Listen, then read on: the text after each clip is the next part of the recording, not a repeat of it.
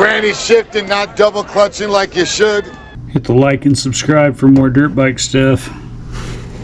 We got motocross designations this weekend, or trophy designations, or motocross of nations, or motocross designations. I always just called it motocross designations, just because that's what it was called when I first got passionate about dirt bike racing. Was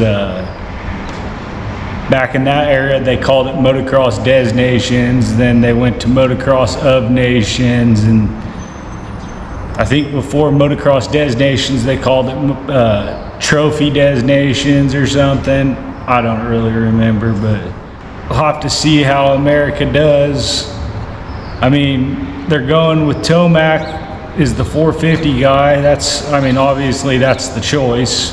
It would have to either be, just on speed alone, it would have to be Tomac or Sexton. Sexton's gonna race. Sexton biffed it at SMX finals in Vegas, so Sexton's out. That's too bad.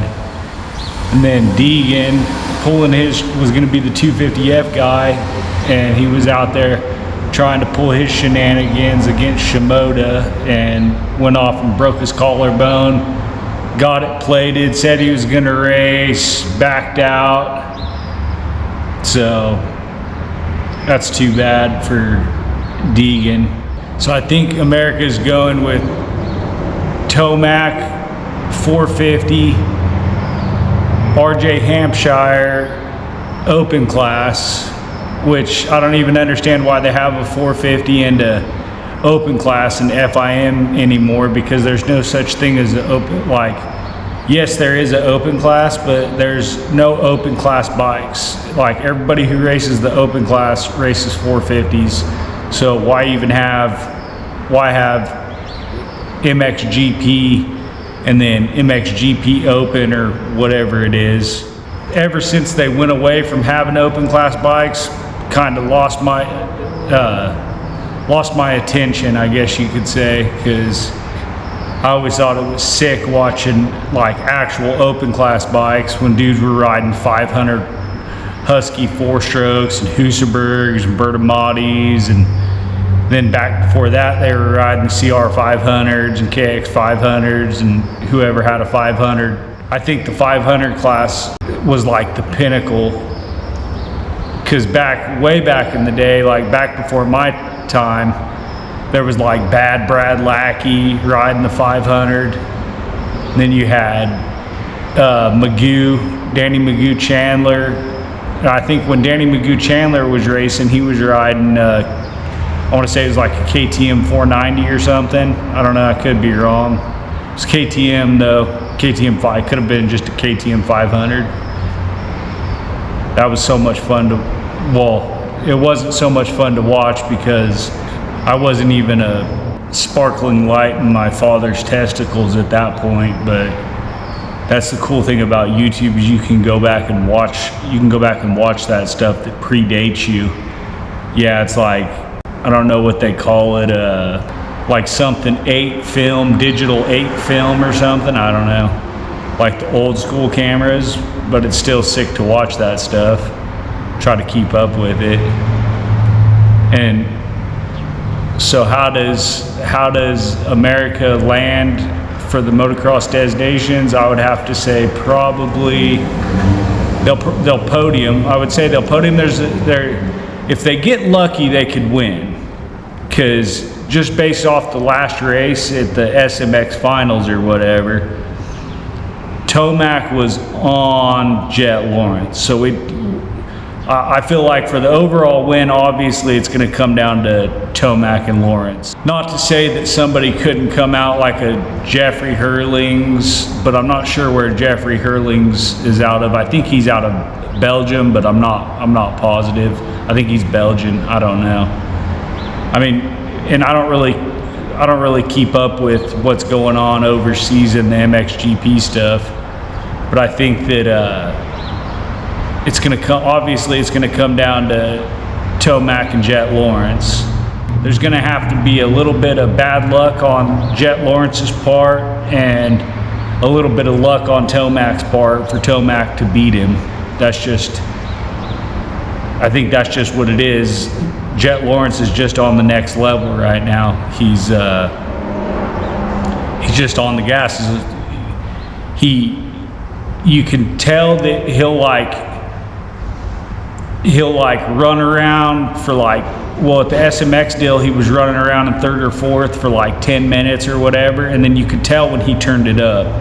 Like when he turned it up, he was going like 2-3 seconds a lap faster than the rest of those guys, and caught him like it was nothing, got into the lead. So obviously he's the star of the field. So as far as 450s go, I'm gonna go with Jet's probably gonna win their race. Tomac will run second. Tomac could run third, who knows? Or he just goes out there, unless he goes out there and just shits the bed, which, I mean, he's like, besides Aaron Plessinger, he's like Mr. America, so I don't see that happening. He's a good captain for America, for motocross designations.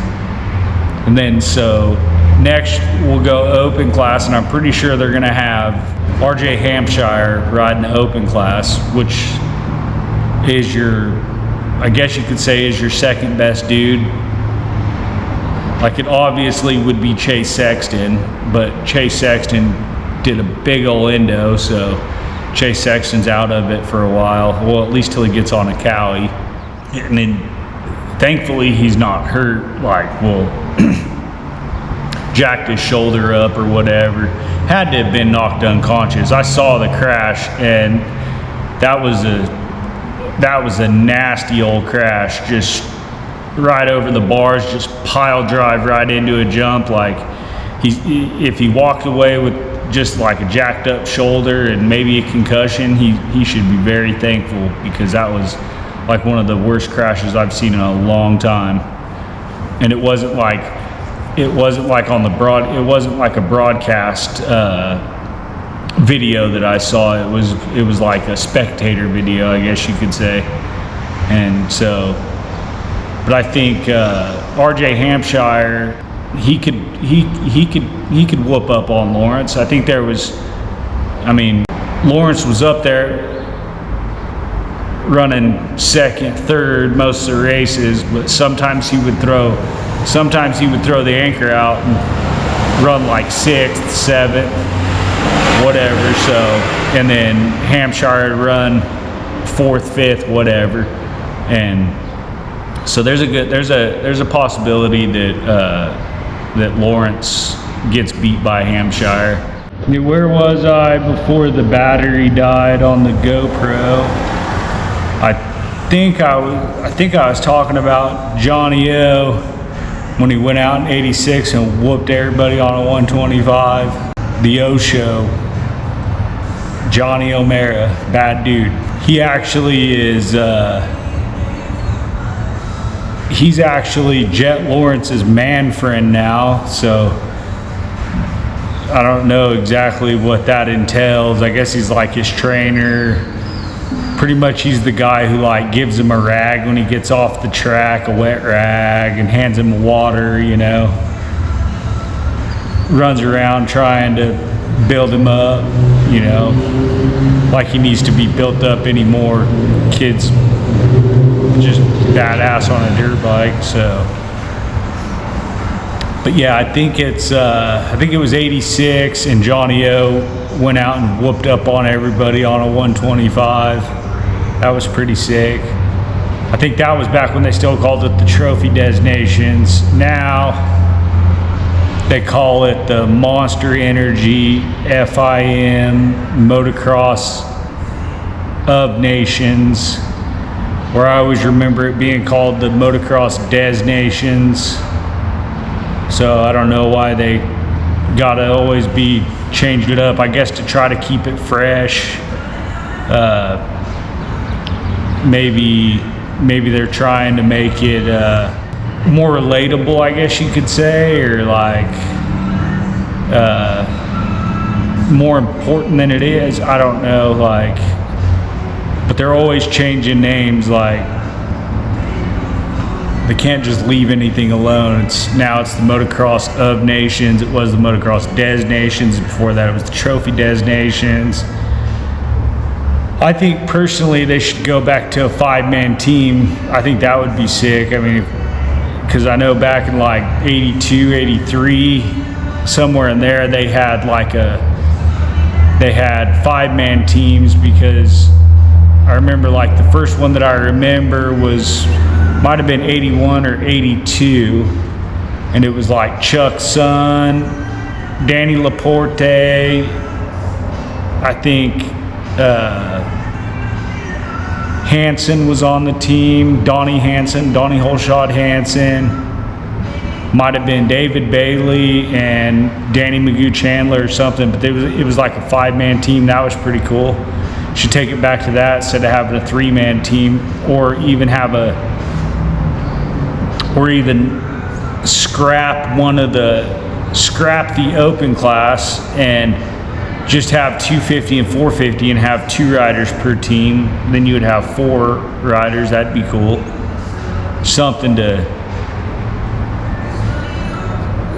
to spike the interest of fans again, because obviously, like, changing names isn't working. Like, you guys keep changing names, call it this, call it that.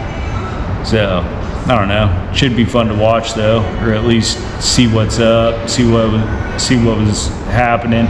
This year it's in Crawfordsville, Indiana, otherwise known as Ironman Raceway. And that's cool, because Ironman Raceway is a sick track. It's got some big old jumps on it, and it's pretty high speeds, big hills. So that should be fun to watch.